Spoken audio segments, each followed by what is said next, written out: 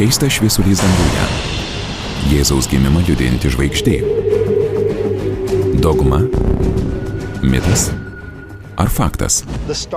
Sudėtinga atpažinti Betliejaus žvaigždę praėjus 1000 metų. Ar sugebėsime įminti žvaigždės mįslę, pasitelkę mokslą apie visatą? Kas ji buvo? Kokia jos kilmė? Ar ji ir vėl pasirodys? Senoviniai galvosūkiai paskendo visagalio laiko migloje. Galbūt pažvelgus į dangų, jie pagaliau galėtų būti įspręsti. Visa tiesa kažkur čia tarp žvaigždžių. Vietoje, kurią vadiname visata.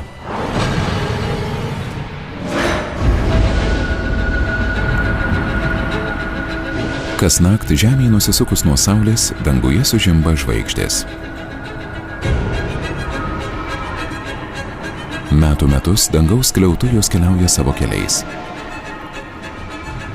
Žvaigždės pateka rytuose, juda dangumi ir nusileidžia vakaruose. Taip atrodo todėl, kad Žemė sukasi iš vakarų į rytus, taigi tam tikrą prasme matome mūsų planetos sukimosi atspindį. Tačiau yra teigiančių, kad vienas šviesulys nepakluso šioms kosminėms taisyklėms. Tai Betliejaus žvaigždė. Žinote tą istoriją, arba bent manote, kad žinote. Tikėdamiesi stebuklo per artimųjų rytų dykumą paskui spindinčią žvaigždę seka 3 vyrai. Kas jie? Ir kokia ta žvaigždė? Prieš 2000 mečius žmonės neturėjo nė menkiausiai supratimo, kas yra žvaigždė. Jų būta pačių įvairiausių. Tiesiog žvaigždės. Keliaujančios žvaigždės, kurias vadinam planetomis. Barzdotos arba uodeguotos žvaigždės, kitaip kometos. Krentančios meteorai. Dar ir šiandien, pavyzdžiui, Venerą poetiškai vadiname vakarine žvaigžde.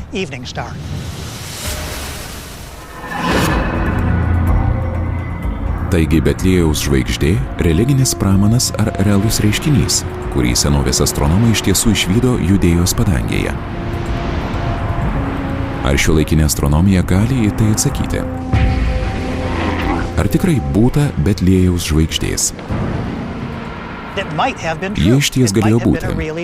Jei tai realus įvykis, norėdami atpažinti pasirodžiusią žvaigždę, turime įvertinti visus įmanomus senuosius tekstus, įrašus, archeologinius duomenis, viską, kas padėtų kuo tiksliau nustatyti įvykio laiką ir pažvelgti į tuometį dangų. Norint susiaurinti kosminio objekto, jei toks apskritai buvo paieška, reikia tiksliai nustatyti jo pasirodymo laiką. Betliejaus žvaigždės paieškas pradedame artimuosiuose rytuose, šiek tiek daugiau nei prieš 2000 metų. Juos dalijosi stiprėjanti Partų karalystė rytinėje pusėje ir Romos imperija vakarinėje. Strateginis regiono centras – Romos užkariauta Judėjos teritorija su sostinė Jeruzalė, kurią geležiniu kumščiu valdė imperijos statytinis Erodas Didysis.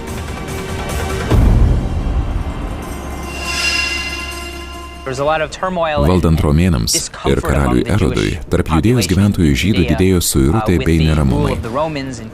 Daugybė žmonių laukė pranašystės apie naują taikos ir laisvės amžių, skelbiančio Mesijo pasirodymą išsipildymo. Vieną dieną Jeruzalėje pasirodo atvykėliai iš Partų karalystės. Jie Erodui praneša ne tik apie kažkur Judėjoje gimusį Mesiją, bet ir apie tai liudijantį Dievo ženklą. Štai atkeliavo į Jeruzalę išminčiai iš rytų šalies ir klausinėjo, kur yra gimusis žydų karalius. Mes matėme užtekant jo žvaigždę ir atvykome jo pagarbinti. Tai išgirdęs karalius Erodas sunerimo, o su juo ir visa Jeruzalė. Galbūt išminčiai tikėjosi, kad Erodas džiaugsmingai priims tokią žinią. Tačiau po beveik 40 valdymo metų pastarasis manė pats esą žydų karalius.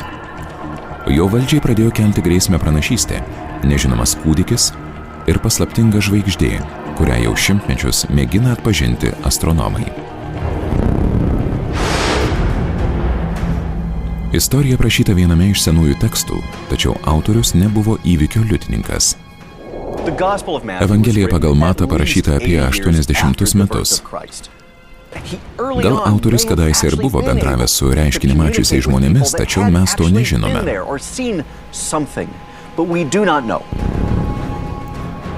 Evangelija pagal Matą kelia ir daugiau klausimų. Kas tie išminčiai iš rytų, taip lengvai patekę pas Judėjos karalių? Kodėl jie kalbėjo apie žvaigždę? Atsakymas slypi graikų kalboje, kuria Evangelija ir buvo parašyta.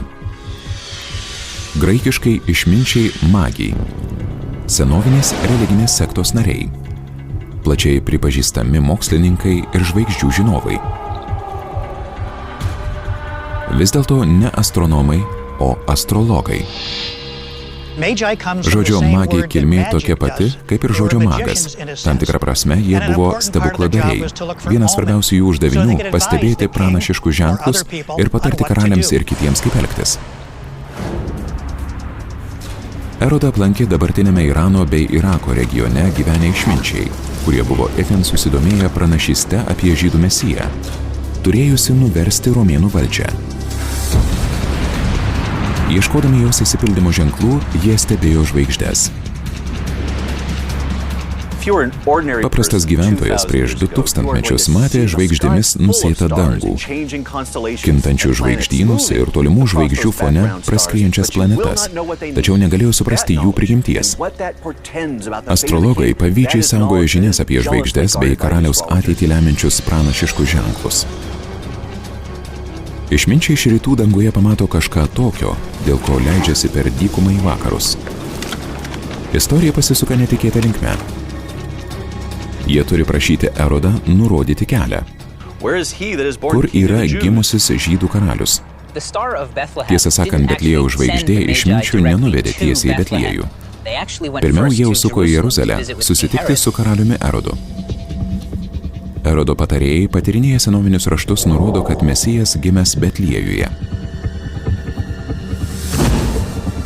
Erodas ten ir pasiunčia išminčius. Šiems radus naujagimį Mesiją, jis tikisi nužudyti mažai sosto konkurentą. Išminčiams kelionė nėra tolima, Betliejus vos už 10 kilometrų į pietus nuo Jeruzalės. Tuomet nutinka kai kas neįtikėtino. Ir štai žvaigždė, kurią jie buvo matę užtekant, traukė pirma, kol sustojo ties ta vieta, kur buvo kūdikis. Toks teiginys labai keblus. Panašu, kad žvaigždė, kurią išminčiai sekė iš rytų į vakarus per dykumą, pasisuko į pietus ir pakibo virš Betliejaus. Paprastai žvaigždės taip nejuda. Taigi, jei Mato pasakojimas tikslus, Betliejaus žvaigždė negali būti žvaigžde. Sunkiausia atsakyti klausimą, kaip ji galėjo judėti ir sustoti tiesiai virš Kristaus gimimo vietos. Pagal pasakojimą objektas danguje turėjo slinkti, rodyti kelią ir galiausiai pakibti.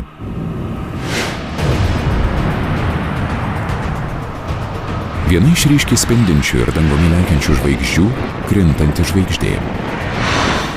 Iš kosminės erdvės į mūsų atmosferą įskriejas akmuo ar nuolauža įkaista ir užsidega. Dėl to jūs danguje pamatote šviečiantį meteorą.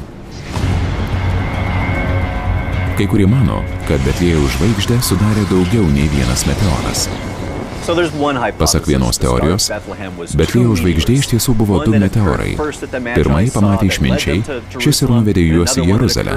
Kitas pasirodė virš Betliejaus ir tai parodė kelią. Keblu tai, kad meteorai krinta nuolat. Ir mes negalime šios mokslinės hipotezės patikrinti.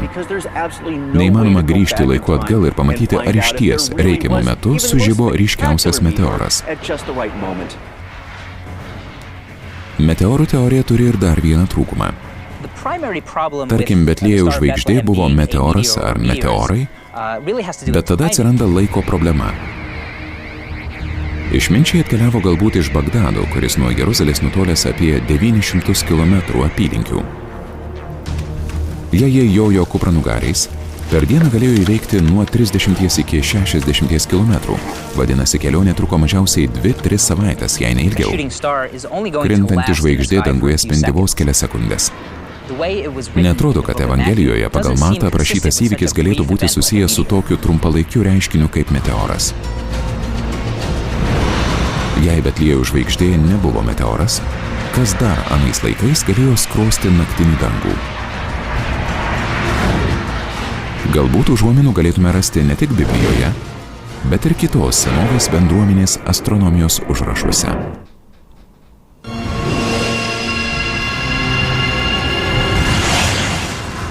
Ar pajėgs šiuolaikinė astronomija išspręsti 2000 mečių senumo galvosūkį ir atskleisti Betliejaus žvaigždės prigimtį? Siekdami įminti mįslę, turime ieškoti ryškaus išminčius iki Jėzaus palydėjusio ir neįprastai dangumi judančio šviesulio. Mėgindami nustatyti, kas iš tiesų buvo Betliejaus žvaigždė, turėsite išsiaiškinti tam tikrus dalykus.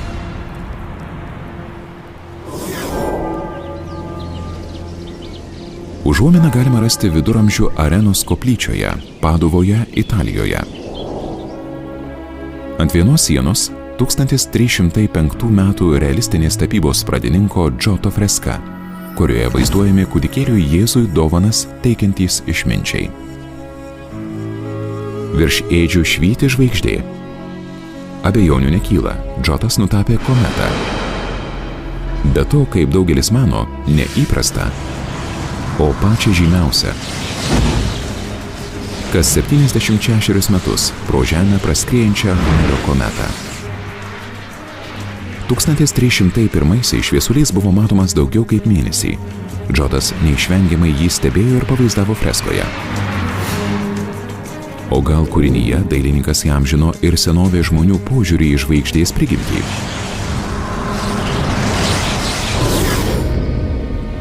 Halio kometą galbūt irgi regėjęs krikščionybės teologas Origenas III amžiuje rašė, kad Betliejaus žvaigždė galėjusi būti kometa. Kometa kelių kilometrų skersmens purvino ledo gabalas. Priartėjęs prie Saulės, o tai nutinka retai ir trunka trumpai, nuo karščio ledinis branduolys pradeda tirpti, garuoti, išsilaisvinusios dulkės nusidriekia paskui ir suformuoja ilgą gražią uodegą. Gal gimus Jėzui artimuosiuose rytuose taip pat buvo matoma Halio kometa? Vienintelis tą liudijantis įrašas aptiktas ne čia, o už 7000 kilometrų Kinijoje. Turėtume būti labai dėkingi kino astronomams. Stebina jų paliktų užrašų detalumas. Jei neužfiksuoti stebėjimai, mažai ką tai žinotume apie bet kurį istorinį astronominį įvykį. Senovės Kinijos astronomai prašo žvaigždę šluotą, mūsų šiandien vadinamą Halio kometą. Ji ryškiai žibėjo apie 2 mėnesius. Žmonės artimuosiuose rytuose turėjo neišvengiamai ją matyti. Labai įdomu tai, kad kometos juda priešinga dangaus žvaigždėms kryptimi. Jei Halio kometa išties yra Betliejaus žvaigždė, milijonai dar gyvų liudininkų stebėjo ją 1986 ir milijonai ją regės vėl 2061. Tik viena bėda.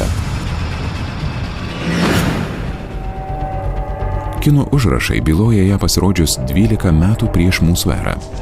Tai yra keleri metai prieš Kristaus gimimą, kaip mano dauguma mokslininkų. Ir žvaigždę ir Jėzaus gimimą dengia paslaptis. Savo Evangelijoje Matas nenurodo konkrečių datų. Gimus Jėzui žmonės dar neskaičiuodavo metų taip nuosekliai kaip mes. Jie skaičiuodavo imperatorių valdymo metais. Tačiau net ir tokios datos vietiniuose dokumentuose nebuvo nurodomos. Jokių gimimo liudijimų nebuvo. Šiandieninis skirstymas į laikotarpius prieš ir po Kristaus 6 amžiaus vienuolio Dionisijo Mažojo palikimas. Iš dalies remdamasis romėnų imperatorių valdymo metų skaičiavimais, vienuolis sudarė kalendorių, pagal kurį Jėzus gimė 1 metų prieš mūsų erą gruodžio 25 dieną.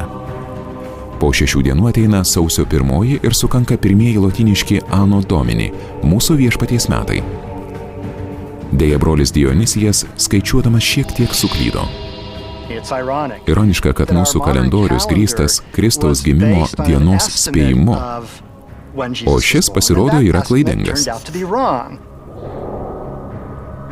Mokslininkai apie tai kalbėjo ištisus amžius, o 2012-aisiais tam pritarė ir popiežius.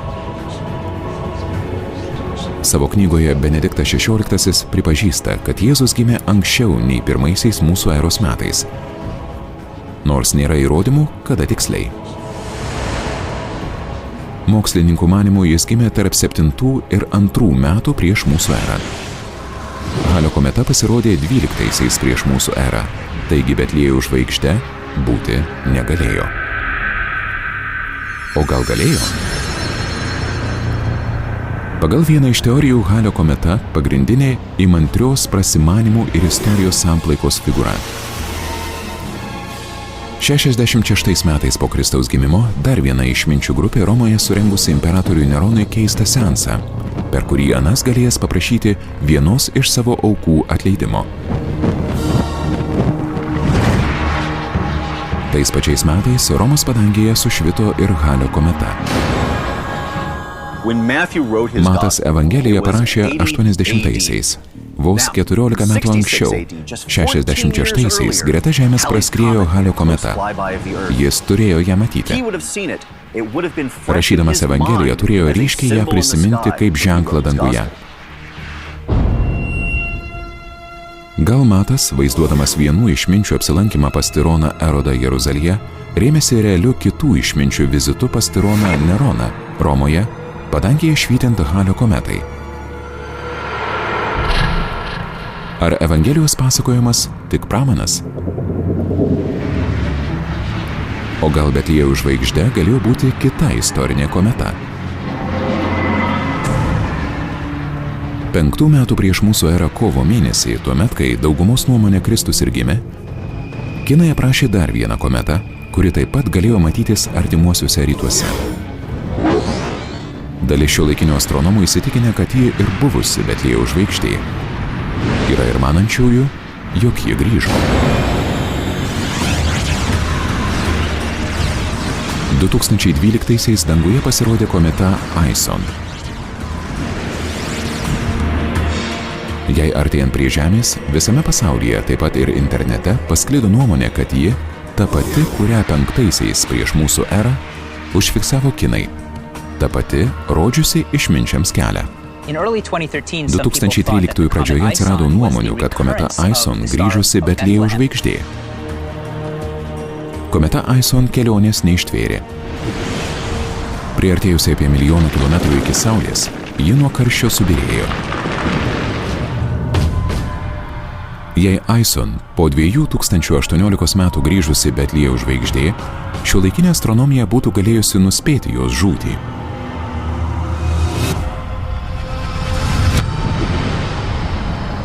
Deja, ši teorija subyrėjo į šipulius taip lengvai, kaip ir pati kometa.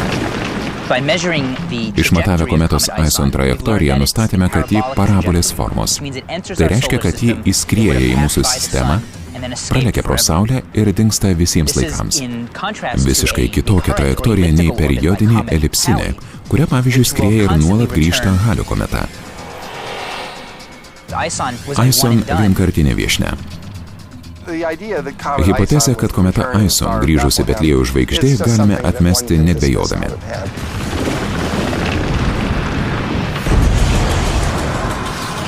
Beje, taip pat manoma, kad Betliejaus žvaigždė apskritai negalėjusi būti kometa, nes žmonės senovėje tokius šviesulius laikė nelaimės ženklu. Kometa buvo blogą lemiantis ženklas, pranašaujantis, kad nutiks kas nors blogo. Artimoji mirtis, maro epidemija, badmetis, karas, tik ne žmonijos gelbėtojo pasirodymas.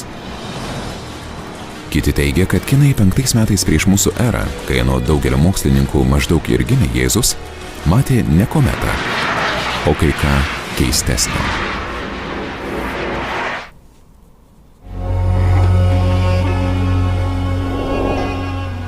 Ar Betliejaus žvaigždė tikras reiškinys? Jei taip, ar išminčiai matė naują žvaigždę? O gal mirštančią?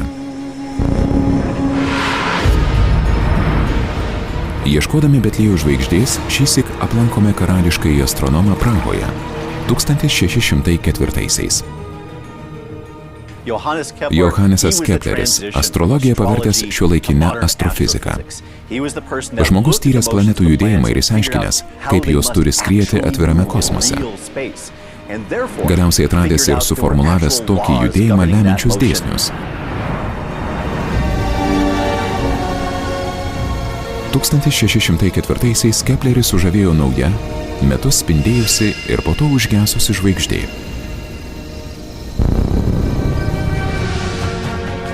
Kepleris pavadino ją lotyniškai nova, nauja žvaigždė. Deja švietė ne nauja žvaigždė, o mirštanti supernova.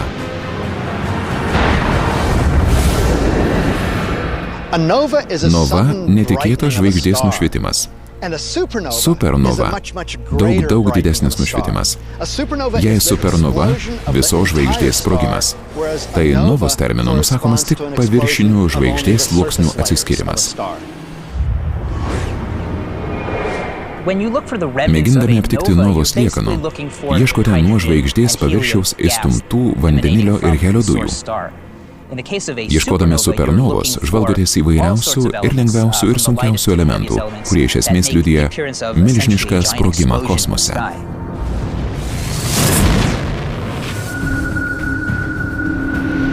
2011-aisiais japonų palydovas suteikė galimybę iš arčiau pažvelgti į supernovos likučius ir atrasti naujų užuominų apie 1604-aisiais matytą šviesą. Už 23 000 šviesmečių nuo Žemės šalia Paukščių tako centro į mirtiną glėbį susikibo dvi žvaigždės. Baltoji nykštukė, kurioje branduolinė sintezė jau baigėsi, siurbia medžiagas iš varžovės.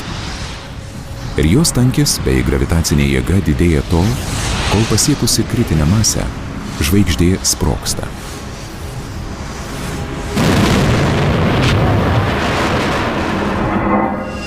1604-aisiais šviesa pasiekė Žemę ir patraukė Keplerio dėmesį. Jie susidomėjo, ar tarp novos ir kito kosminio įvykio tais metais, retos Marso, Jupiterio ir Saturno jungties, yra koks nors ryšys. Jungtis – reiškinys, kai danguje matome maždaug vienoje vietoje įsidėsčiusius mūsų sistemos kūnus. Ar tai būtų greta dvi planetos, ar planeta ir Saulė, ar planeta su Mėnuliu. Kepleris svarstė, kad galbūt naują žvaigždę sukūrė nežinoma planetų jungties energija, tokia pati, kokia praeityje galėjo sukurti kitą sužibėjusią ir užgesusią Betliejaus žvaigždę. Kepleris apskaičiavo dangaus kūnų padėtį bibliniais laikais ir atrado panašų planetų susigrupavimą.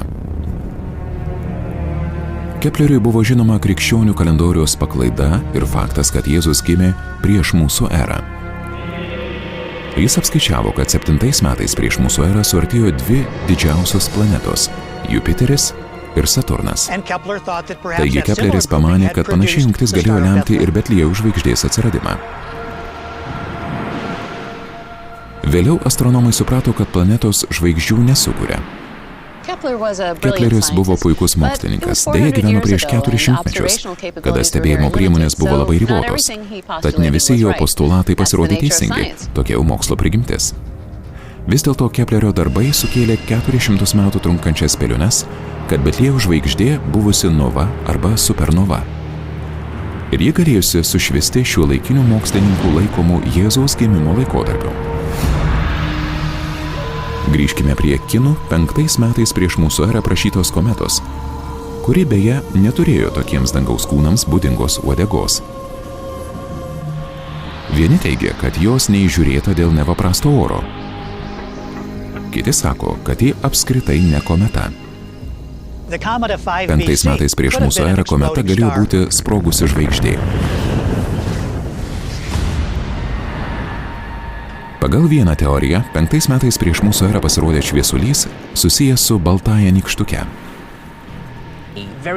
Itin tankiai baltoji nykštukė gali siurbti savo porininkės žvaigždės atmosferą, it siurbliu ir kaupti savyje visą vandenilį. Laikui bėgant, šių dujų susikaupia tiek, kad prasideda spontaninė sintezė ir įsiveržęs milžiniškas energijos kiekis atplėšia dalį žvaigždės paviršiaus.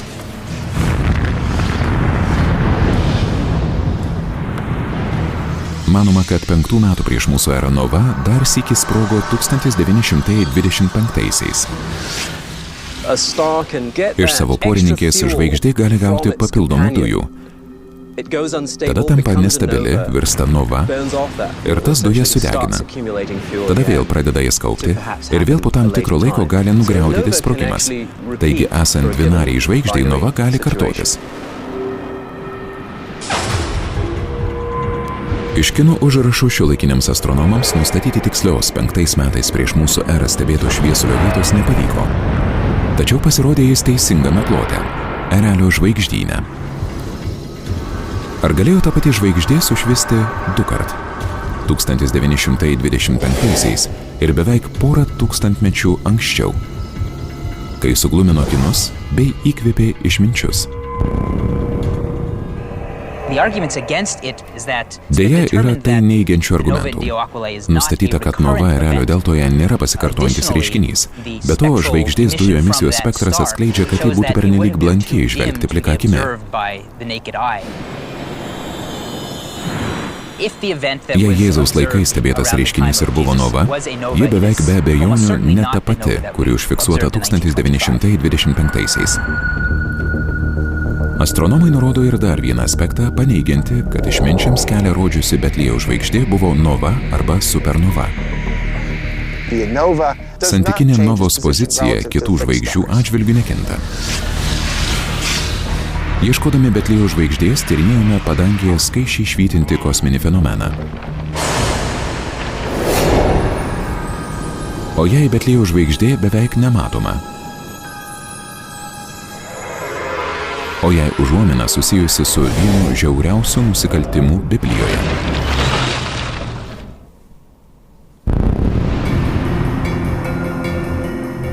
Ieškodami Betliejaus žvaigždės danguje, žvalgėmės skaistaus šviesulio. Bet gal ji buvo ne milžiniškas šviečiantis objektas, o kažkas, ką pastebėti galėjo tik išminčiai. Kalėdinėme atviruke vaizduojama spindinčią žvaigždę būtų pastebėję visi. Vis dėlto priminsiu, Erodas su patarėjais nieko apie ją nežinojo. Jie klausė išminčių, ką anie regėję, taigi tai turėjo būti kitoks objektas. Metas panagrinėti, ką Evangelijoje pagal Matą sako išminčiai. Mes matėme užtekant jo žvaigždę ir atvykome jo pagarbinti. Pirmąją sakinio dalį galima interpretuoti dvejopai. Matėme užtekant jo žvaigždę. Norėdami geriau suprasti reikšmę, pažiūrėkime į Evangeliją originalo kalbą. Užtekant žvaigždę. Graikiškai skamba entei anatoliai. Tai yra, užtekant ją rytuose. Senovės astrologams ši frazė turėjo ypatingą reikšmę. Šiuolaikiniai astronomai tokį reiškinį vadina heliakaline teka. Tai savaitės ar net mėnesius prašapusios žvaigždės arba planetos pasirodymas danguje. Neįmanoma visą laiką matyti visų žvaigždžių, nes mūsų planetos sukimosi ašis pasvirusi į vieną ar kitą pusę. Todėl pagal metų laiką ir konkretų mėnesį vieni Žemę supantys šviesuliai pasislepia, kiti pasirodo. Kalbėdami apie planetos heliakalinę teką, galvoje jos patekėjimą prieš pat pasirodant Saulei. Žodis heliakalinė giminiškas su žodžiu helios, tai yra Saulė. Heliakalinė teka senovėje buvo itin svarbi. Egipte Sirijos žvaigždės heliakalinė teka sutampa su kasmečiu Nilo potviniu. O štai išminčiai astrologai galėjo interpretuoti heliakalinę teką kaip antgamtinį ženklą. Ar tokia ir yra žvaigždės paslaptis? Betliejaus žvaigždė galėjo būti neįspūdingas ryškus dangaus šviesulys, o tiesiog nežinomas magų praktikuojamos astrologijos elementas.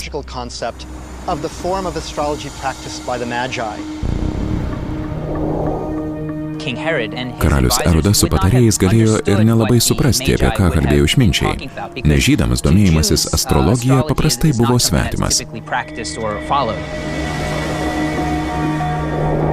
Erodas neblogai išmanė graikų, romėnų, rytų kraštų suvokimą, tad galbūt mėgino pasikalbėti su išminčiais jų pačių savokomis. Tuomet Erodas, slapčia pasikvietęs išminčius, smulkiai juos išklausinėjo apie žvaigždės pasirodymo metą. Pasak Mato, astrologo informacija paskatino Erodą veikti.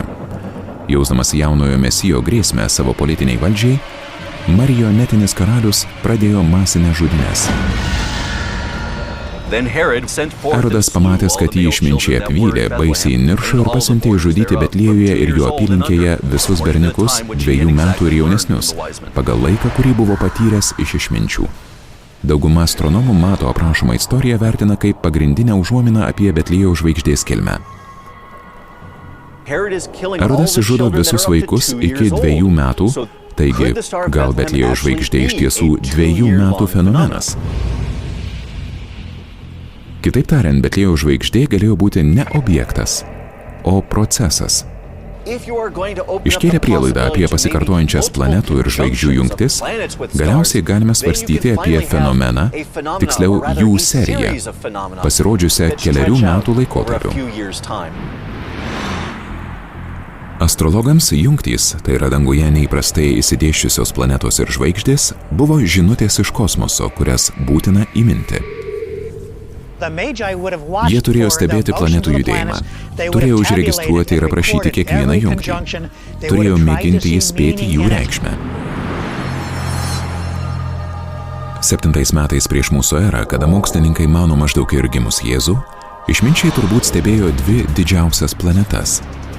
Planetų karalių, romėnų vyriausiojo dievo vardu pavadintą Jupiterį, ir Saturną, kuris senovės astrologų manymu valdęs žydų likimus.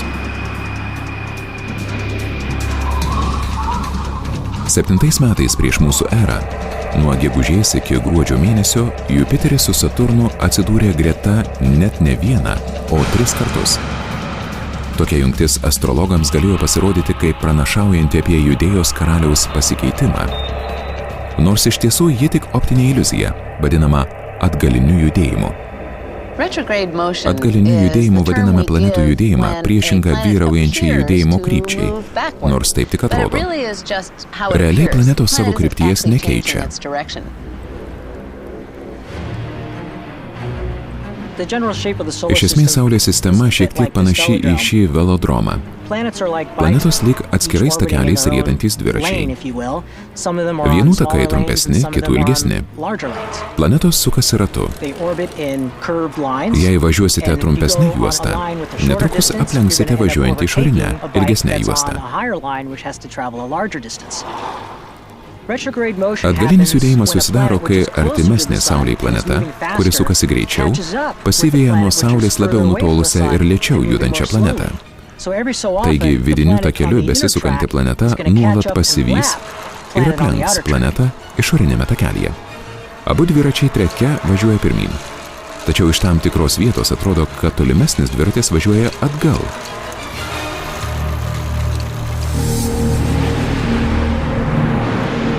Jupiterio orbita yra išorinėje Žemės orbitos pusėje. Todėl astrologams susidarė panašiai iliuzija 7 metais prieš mūsų erą. Atrodė, kad Jupiteris pralenkė Saturną, pranyko ir vėl pralenkė. Nuskubėjo pirmyn ir pralenkė 3 kartą.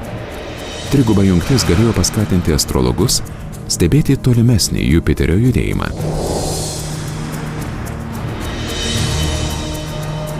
Kitais 6 metais prieš mūsų erą planetų karalius nukeliavo Avino žvaigždynų link, kuris, kaip ir Saturnas, esą turėjęs astrologinės įtakos žydams. Individualių ypatybių priskirimas žvaigždynams šiandien daugumai atrodo kvailystė, bet anais laikais tai buvo visiškai normalu. 6 metų prieš mūsų erą balandį Jupiteris tekėjo rytuose prieš pat aušrą. Ir netikėtai jį visiškai užstojo jaunas mėnulis, temdė ir dengė jo spindesį, kol staiga Jupiteris išniro kitoje tamsaus limbo pusėje. Astrologai tokį reiškinį galėjo aiškinti kaip naujo karaliaus gimimą. 6 metais prieš mūsų erą Jupiteris buvo dažnas svečias Avino žvaigždyne. Tad karalius esą turėjęs gimti Judėjoje. Toks reiškinys turėjo didžiulę astrologinę reikšmę. Viso šito lyg ir pakaktų suprasti, kodėl išminčiai pasivalnojo kupranugarius. Tačiau Betliejaus žvaigždės paieškos nebaigtos. Neseniai apskaičiuota dar viena jungtis. Gal ji leistų atsakyti klausimus apie tikrą žvaigždės prigimtį ir tikslę Jėzaus gimimo datą.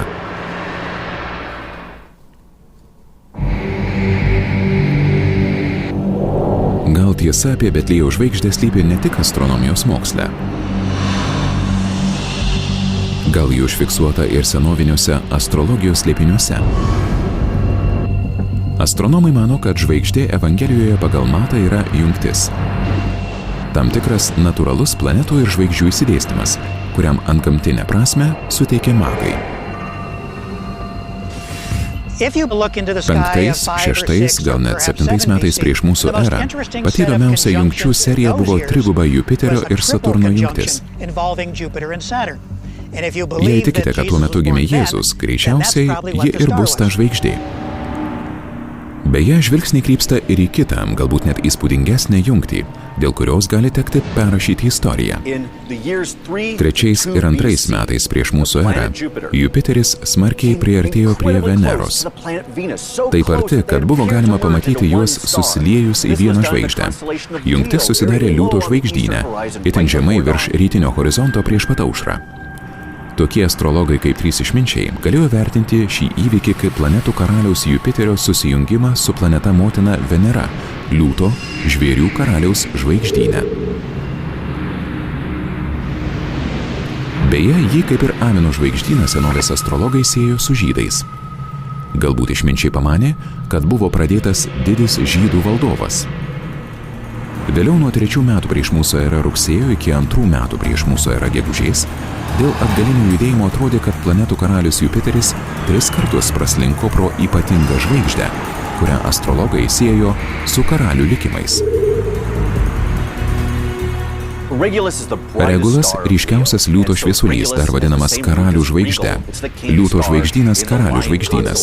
Žemėje aplenkus Jupiterį atrodė, kad šis atsidūrė retoje triguboje jungtyje su Regulu.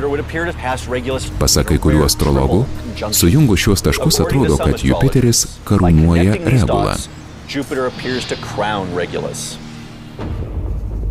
Išminčiai galėjo tai palaikyti netrukus gimsiančio didžio karaliaus ženklu. Tuomet Jupiteris vėl susijungė su Venera. Po 9 mėnesių nuo pirmos jungties, būtent tiek paprastai trunka moters nėštumas. 2 metų prieš mūsų erą birželį besileidžiantis Jupiteris dar kartą į vieną ryškią žvaigždę susiliejo su užtekančia Venera, tik šįsyk virš Judėjos. Ar išminčiams tai buvo žydų karaliaus Mesijo gimimo ženklas? Ar birželio mėnesio jungtis buvo paskutinis ženklas susiruošti kelionę į vakarus? Teigiama, kad jie anksčiausiai į Jeruzalę atvyko 2 metų prieš mūsų erą gruodžio pabaigoje, nes būtent tuo metu Jupiteris perėjo į pietinę dangaus pusę. Kai kurie mokslininkai teigia apskaičiavę, kad dėl atgalinio judėjimo išminčiams kelią rodė šviesulys gruodžio 25-ąją atrodė pakibęs virš Betliejaus. Vis dėlto Jėzus gimė ne tada, o daug anksčiau. Evangelijoje pagal Matą teigiama, kad Jėzus buvęs mažas vaikas, o ne kūdikis. Gal vis dėlto prisiminimas apie išminčių apsilankymą buvo viena priežasčių, kodėl po kelių amžių bažnyčia Kalėdas nusprendė švęsti būtent gruodžio 25-ąją. Kai kurie mano, kad tokia Betliejaus žvaigždės teorija geriausiai suderina Evangeliją ir astronomiją. Tam prieštaraujantieji tvirtina, kad tai neįmanoma, nes reiškinys vykęs 2 metais prieš mūsų erą. Tai yra praėjus 2 metams po Erodo didžiojo mirties. Pasak Mato, Jėzus gimė Erodui valdant ir ne kitaip. Jėzui gimus Judėjos Betliejoje karaliaus Erodo dienomis. Ši eilutė apibrėžia laikotarpį. Erodas turi būti karaliumi ir turi būti gyvas. 2 ar 3 metų prieš mūsų erą jungtis negalėjo būti Betliejaus žvaigždė, jei karalius Erodas iš tiesų mirė 4-aisiais prieš mūsų erą. O jei tradicinėje istorijoje yra netikslumų. Pasak pirmojo amžiaus pabaigos istoriko Flavijaus Juozapo, Erodas mirė po mėnulio užtemimo prieš žydų Velykas.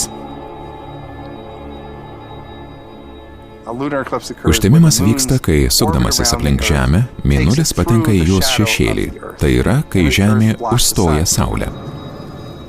Daugelis mokslininkų linkę manyti, kad Juozapas aprašė 4 metų prieš mūsų erą kovo 13-osios dalinį užtemimą. Tačiau 20 amžiaus pabaigoje iškelta nauja prieštaringa teorija.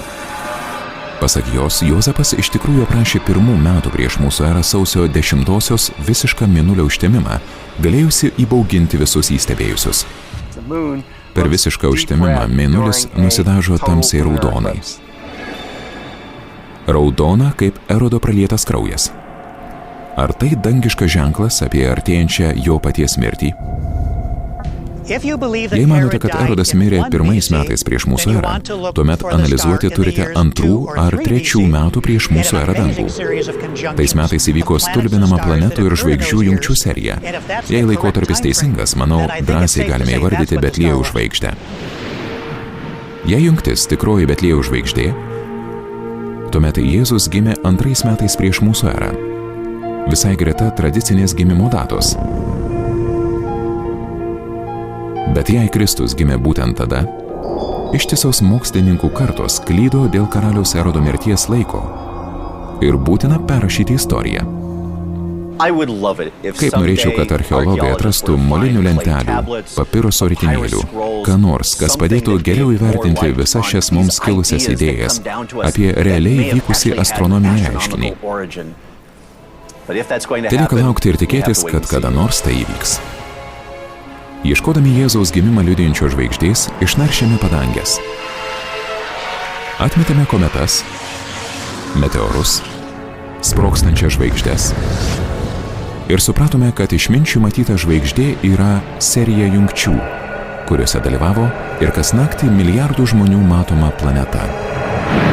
Jupiteris, pagonių dievo vardu pavadinta planeta, kurios judėjimą kosmose senovės astrologai įamžino kaip Betliejaus žvaigždę.